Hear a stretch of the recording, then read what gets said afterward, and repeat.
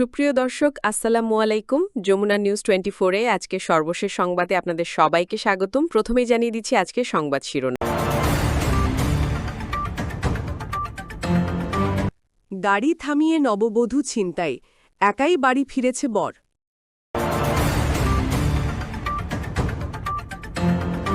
ফরিদপুরে ছাগল চোরের হেদায়েত কামনায় মিলাদ।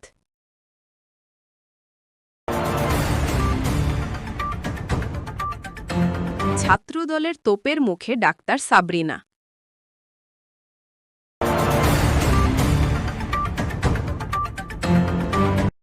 মোহাম্মদপুরে বিশেষ অভিযানে গ্রেপ্তার ২০।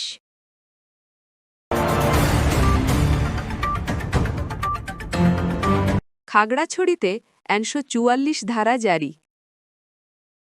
এতক্ষণ শুনছিলেন আজকের প্রধান শিরোনাম। এখন শুনবেন বিস্তারিত সংবাদ। গাড়ি থামিয়ে নববধূ ছিনতাই, একাই বাড়ি ফিরেছে বর।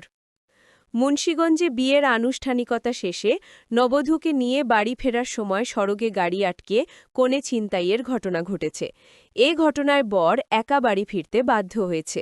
শুক্রবার ২৬ সেপ্টেম্বর বিকেল ৫টার দিকে সদর উপজেলার রামপাড় ইউনিয়নের সিপাহীপাড়া এলাকায় এ ঘটনা ঘটে। এই ঘটনাটি মুহূর্তেই এলাকা জুড়ে চাঞ্চল্যের সৃষ্টি করেছে। বর মুরাদ ব্যাপারী টঙ্গিবাড়ি উপজেলার পুরা শিবির এলাকার মৃত শফি ব্যাপারীর ছেলে। কনে সুমাইয়া আক্তারি মীরকাদিম পৌরসভার পুকুরপাড় বাঁশতলা এলাকার মোহাম্মদ সুমনের মেয়ে। স্থানীয় সূত্রে জানা যায় প্রায় ৬ মাস আগে মুরাদ ব্যাপারী ও সুমাইয়া আক্তারির কাবিন সম্পন্ন হয়েছিল। নির্ধারিত দিন অনুযায়ী শুক্রবার আনুষ্ঠানিকভাবে কনেকে নিয়ে আসতে যান বরযাত্রীরা। তবে বিয়ের দিন খাবার নিয়ে কনেপক্ষ ও বরপক্ষের মধ্যে কথা কাটাকাটি হয়। এর জের ধরে নববধূকে নিয়ে ফেরার পথে কনের ভাই পরিচয়ে কয়েকজন লোক গাড়ি আটকায় এবং নববধূকে জোরপূর্বক নামিয়ে নিয়ে যায় বলে জানিয়েছেন বর। এই ঘটনায় বিষয়টি পারিবারিকভাবে সমাধানের চেষ্টা চলছে বলেও জানান তারা।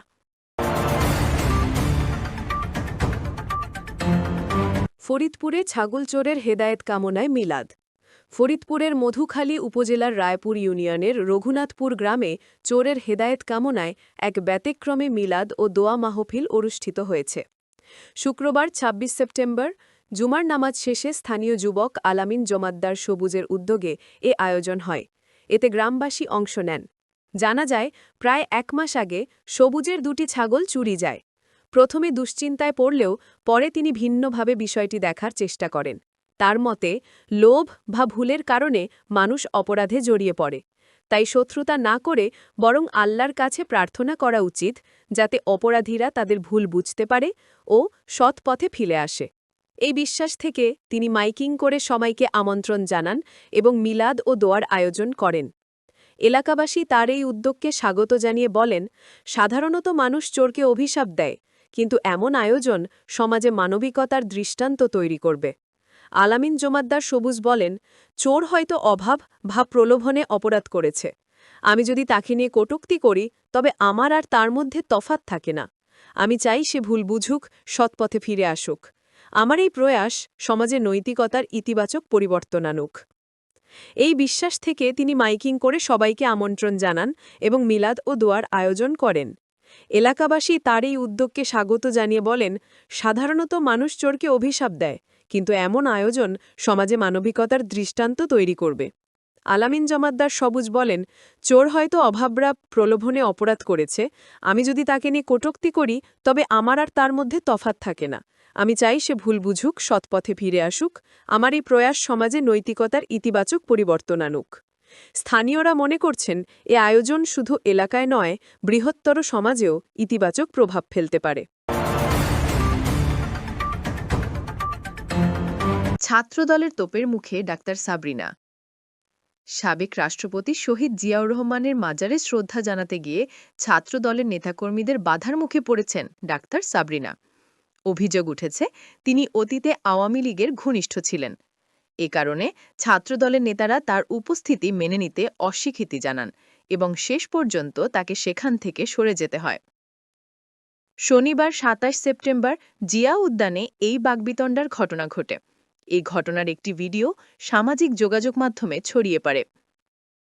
তাতে দেখা যায় জিয়াউর রহমানের কবরে শ্রদ্ধা জানাতে নরসিংদী জেলা জিয়া সাংস্কৃতিক সংগঠনের ব্যানারে ডাক্তার সাবরিনা সহ বেশ কয়েকজন অপেক্ষা করছিলেন।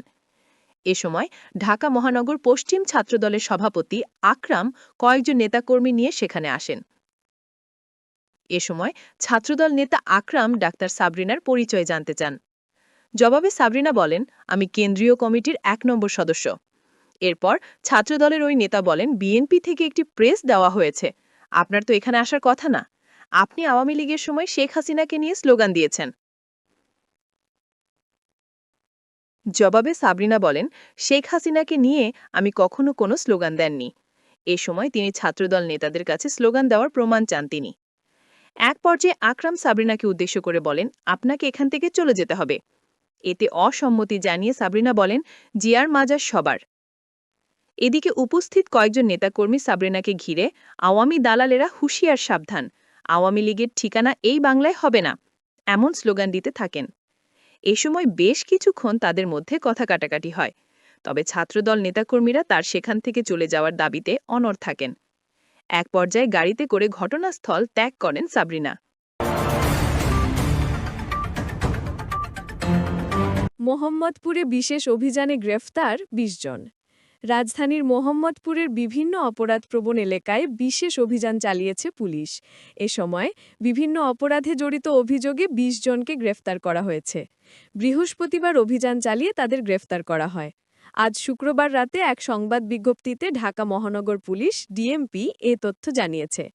গ্রেফতার ব্যক্তিরা হলেন জীবন ৩২, রনি ২৪, লিংকন ৩৫, নিয়াজ আনসারি ৪২, শিহাব ৩০, হৃদয় ১৮, রিমন ২২, রাজীব ২৩, রাজু ২৫, আল আমিন ২৩, আরমান ২৫, সূর্য ২৮, চাঁদমিয়া ৩১, মনির হোসেন ২৬, রাজু ৩৫, সুমন ২৮, মমিনুর ৪২, শাহিদ ইসলাম ২৫, মাসুম ৩০ এবং সেলিম ৪০।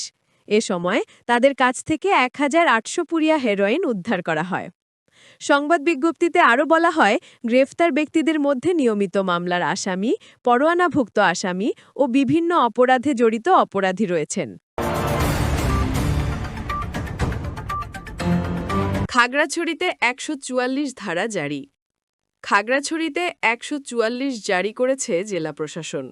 সদর উপজেলায় শনিবার ২৭ সেপ্টেম্বর দুপুর ২টা থেকে শুরু করে অনির্দিষ্টকালের জন্য চলবে এই ১৪৪ ধারা। শনিবার ১ সেপ্টেম্বর দুপুরের দিকে খাগড়াছড়ির জেলা প্রশাসক ও জেলা ম্যাজিস্ট্রেট এবিএম ইফতেখারুল ইসলাম খন্দকার স্বাক্ষরিত এক বিজ্ঞপ্তিতে বিষয়টি নিশ্চিত করা হয়। বিজ্ঞপ্তিতে বলা হয়, আইনশৃঙ্খলা পরিস্থিতির অবনতি ও জনগণের জানমালের ক্ষতি মোকাবিলায় ফৌজদারি কার্যবিধি ১৮৯৮ সালের ১৪৪ ধারা মতে নিষেধাজ্ঞা আরোপ করা হল। এর আগে এদিন সকাল থেকে খাগড়াছড়িতে স্কুলছাত্রীকে ধর্ষণের প্রতিবাদ ও দোষীদের গ্রেফতারের দাবিতে যুগ্ম ছাত্র জনতার ডাকে শুরু হয় সড়ক অবরোধ।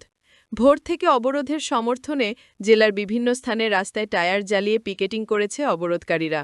সকাল থেকেই খাগড়াছড়ি শহরের চেঙ্গি ব্রিজ স্টেডিয়াম এলাকা, গুইমারা উপজেলার বাইলাছড়ি যৌথ খামার এলাকায় পিকেটিং করে সড়কে টায়ারে আগুন দেয়।